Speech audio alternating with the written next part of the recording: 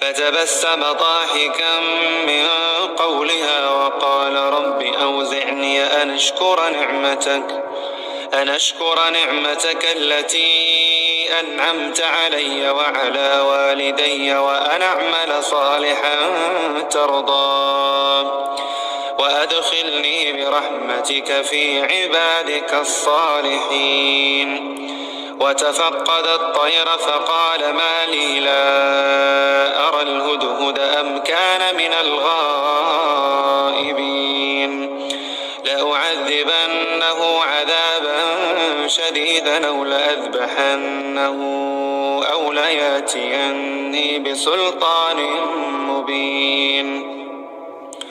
فمكث غير بعيد فقال أحطت بما لم تحط به وجئتك من سبأ بنبأ يقين. إني وجدت امرأة تملكهم وأوتيت من كل شيء ولها عرش عظيم. وجدتها وقومها يسجدون للشمس من دون الله وزين لهم الشيطان أعمالهم فصدهم عن السبيل فهم لا يهتدون.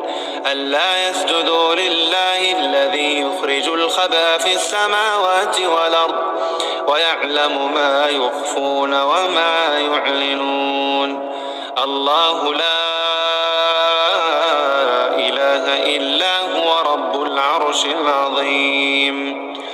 قال سننظر أصدقت أم كنت من الكاذبين. اذهب بكتابي هذا فألقه إليهم ثم تول عنهم فانظر ماذا يرجعون.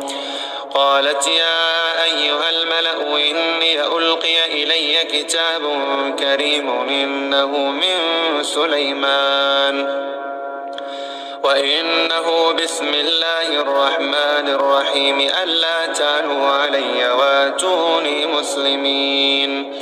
قالت يا أيها الملأ وافتوني في أمري ما كنت قاطعة أمرا حتى تشهدون. قالوا نحن أولو قوة وأولو بأس شديد والأمر إليك فانظري ماذا تأمرين. قالت إن الملوك إذا دخلوا قرية نفسدوها وجعلوا أعزة أهلها أذلة وكذلك يفعلون. وإني